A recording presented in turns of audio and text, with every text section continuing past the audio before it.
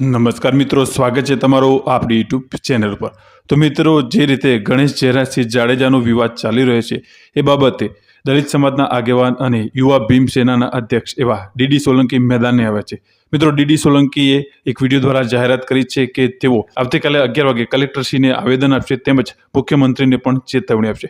આ સિવાય મિત્રો, ડીડી સોલંકીએ કહ્યું છે કે આવા ગુંડારાજને ખતમ કરવા માટે આવા ગુંડાઓ જે છે ગણેશ જેવા ગુંડાઓને એમની ભાષામાં જવાબ આપવો ખૂબ જ જરૂરી છે।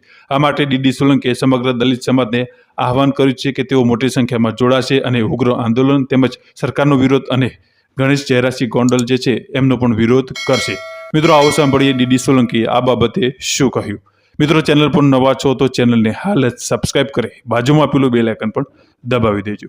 જય ભારત। ડીડી સોલંકી યુવા ભીમ સેના જુનાગઢ જિલ્લાના અનુસૂચિત જાતિના આગેવાન એવા રાજુભાઈ સોલંકીના દીકરાને જે ગોંડલના પૂર્વ ધારાસભ્ય ઝેરાસિંહ જાડેજા અને હાલના જે ધારાસભ્ય છે ગીતાબા જાડેજાના પુત્ર જે આરોપી ગણેશ જાડેજા દ્વારા રાજુભાઈના દીકરાને જુનાગઢથી અપહરણ કરી અને ગોંડલ લાવી રાતે 3 વાગે પોતાના ઘરે એને નગ્ન કરી વિડીયો ઉતારી માફી મંગાવી અને ઢોરમાર મારે છે, પાછા જુનાગઢ આવીને મૂકી જાય છે। તો આ ગુંડારાજ જે ગોંડલની અંદર ચાલી રહ્યું છે વર્ષોથી, અને અગાઉ પણ આવા અનુસૂચિત જાતિના લોકો અને અન્ય પછાત વર્ગના લોકો ઉપર જે હુમલાઓ કર્યા છે, જે લોકોને ડરાવીને ધમકાવ્યું છે, અને એવું પણ અમને સાંભળવા મળ્યું છે કે એટલા મારે કૂટે છે ને એવા અત્યાચાર કરે છે, એવા ડરાવીને રાખ્યા છે કે લોકો આની સામે ફરિયાદ કરવા પણ તૈયાર નથી થતા, કે કોઈના પગ ભાંગી નાખે છે, કોઈની પર જીવલેણ હુમલા કરે છે।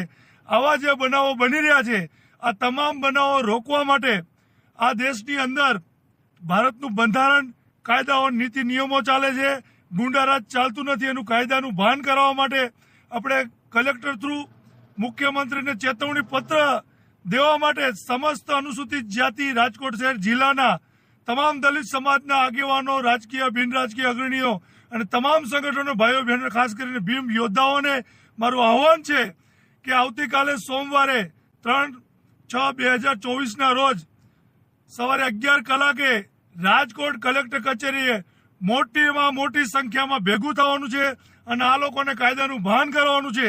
આ દેશની અંદર ભારતનું બંધારણ હાલે છે, કાયદો હાલે છે, ગુંડારાજ હાલતું નથી, અને અન્ય સમાજના લોકો સાથે પણ ભૂતકાળમાં આવા અત્યાચારો થયા હોય તો તે લોકો પણ આ ગુંડારાજ ખતમ કરવા અને ન્યાય મેળવવા માટે આ અમારી સાથે જોડાઈ શકે છે।